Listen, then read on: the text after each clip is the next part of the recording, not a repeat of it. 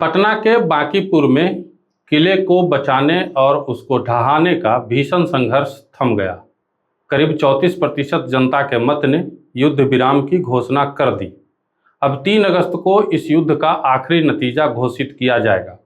इसी दिन ढोल नगाड़ों के साथ विजेता के सर पर ताज भी पहनाया जाएगा। लेकिन आज हमारी चर्चा का विषय विजेता का ताज नहीं है।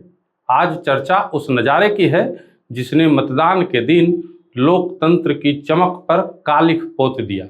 सोशल मीडिया पर बांकीपुर के कुछ मतदान केंद्रों के आसपास भाजपा और जनसुराज समर्थकों के बीच जो कुछ हुआ उसने दोनों ही पार्टियों के चाल चरित्र और चेहरे को उजागर कर दिया। गाली गलौज, धक्का मुक्की, मारपीट, माने कोई गत बाकी नहीं रहा।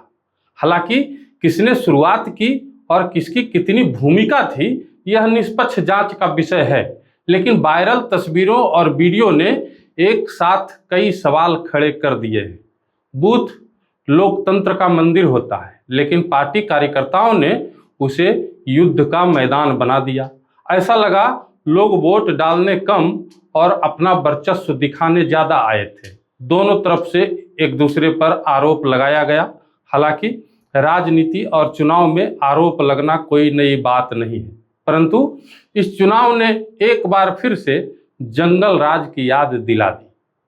कहीं मतदाता के पहुंचने से पहले ही उसका वोट डालने का आरोप लगा, कहीं किसी मतदाता को बूथ पर जाने से रोकने की शिकायत सामने आई। राजद ने अपने प्रत्याशी का चुनाव क्रमांक धुंधला होने का आरोप लगाया। जनसुराज ने मतदान से पहले अपने कार्यकर्ताओं को पुलिस के द्वारा हिरासत में लिए जाने की शिकायत की। बीजेपी ने बोकस वोटिंग की शिकायत की। उसके बाद मारपीट के दर्जनों वीडियो सोशल मीडिया पर वायरल होने लगे। लोकतंत्र में गुंडागर्दी की इजाज़त किसी को नहीं है। पार्टी का झंडा गुंडागर्दी का लाइसेंस नहीं है। यदि भाजपा से जुड़े लोग मारपीट में शामिल थे तो भाजपा को उनकी जवाबदेही स्वीकार करनी होगी, और यदि जनसुराज के कार्यकर्ताओं ने हिंसा की तो उन्हें व्यवस्था परिवर्तन का कार्यकर्ता बताकर बचाया नहीं जा सकता। महिला से कथित बदसलूकी और हाथ उठाए जाने के आरोप भी सोशल मीडिया पर लगाए गए हैं। वीडियो की पूरी परिस्थितियां और आरोपियों की पहचान आधिकारिक जांच से ही तय हो सकती है, लेकिन किसी महिला को धमकाना या उस पर हाथ उठाना प्रमाणित हुआ तो पार्टी का नाम देखकर कार्रवाई हल्की नहीं होनी चाहिए। कमल का झंडा पकड़कर मारपीट करना राष्ट्रवाद नहीं है। गांधी की तस्वीर लगाकर हाथ चलाना जनसुराज नहीं है। पार्टी कोई भी हो, गुंडागर्दी का नाम गुंडागर्दी ही रहेगा। प्रशांत किशोर बिहार बदलने का दावा करते हैं, लेकिन उनके कार्यकर्ता अगर बूथ के बाहर वही पुरानी दबंगई दिखाएंगे तो जनता पूछेगी, चेहरा नया है, पार्टी नई है, पर राजनीतिक चरित्र कितना नया है। बीजेपी जंगल राज को हटाने की बात करती है, लेकिन उनके ही कार्यकर्ता बूथ पर लोगों को डराएंगे, मारपीट करेंगे तो सवाल उनसे भी पूछा जाएगा। इस चुनाव में करीब 65% लोगों ने मतदान नहीं किया। राजधानी में ये स्थिति है। शहरी मतदाताओं में ये मतदान को लेकर उदासीनता चिंता का विषय है। मानते हैं उपचुनाव को लेकर कम उत्साह रहता है लोगों में, लेकिन यह राजधानी है। यहाँ के वोटर समझदार हैं, अपने हक का इस्तेमाल करना जानते हैं। बावजूद इसके अगर ये स्थिति है तो कहीं ना कहीं कुछ ना कुछ जरूर रहा होगा। मतदान केंद्र के पास संघर्ष की तस्वीरें मतदाता का भरोसा कमजोर करती हैं। सोचिए, अगर कोई बुजुर्ग बूथ की तरफ जा रहा हो, सामने गाली गलौज चल रही हो, लोग एक दूसरे को धक्का दे रहे हों, राजनीतिक समर्थक भीड़ बनकर खड़े हों, तो वह वोट डालने जाएगा या वापस लौटना सुरक्षित समझेगा? पहली बार मतदान करने वाली युवती या अपने बच्चे के साथ पहुंची महिला इन दृश्यों को देखकर क्या महसूस करेगी? चुनावी हिंसा केवल घायल होने वाले 2 कार्यकर्ताओं का मामला नहीं है। इसका मनोवैज्ञानिक असर आसपास मौजूद हर मतदाता पर पड़ता है। और सबसे बड़ा सवाल पटना पुलिस और चुनाव प्रशासन से है।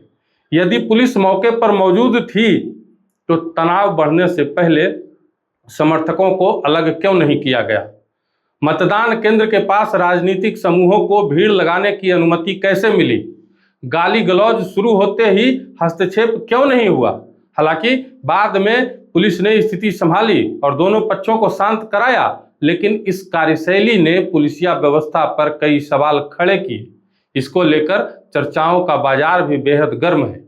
पुलिस की मौजूदगी में मारपीट होना दोहरा नुकसान करता है। एक तरफ राजनीतिक दलों की मर्यादा टूटती है, दूसरी तरफ सुरक्षा व्यवस्था पर मतदाता का भरोसा भी कमजोर होता है। वर्दी घटना स्थल पर केवल दिखाई देने के लिए नहीं होती।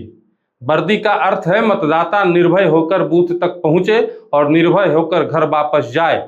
ऐसे मामलों में चुनाव आयोग को केवल राजनीतिक शिकायत का इंतजार नहीं करना चाहिए, वायरल वीडियो की मूल रिकॉर्डिंग मंगाकर बूथ की वेबकास्टिंग और सीसीटीवी फुटेज को सुरक्षित रखकर ड्यूटी पर मौजूद अधिकारियों और पुलिस कर्मियों की रिपोर्ट लेकर वीडियो में दिखाई देने वाले प्रत्येक व्यक्ति की पहचान करके उस पर कार्रवाई होनी चाहिए।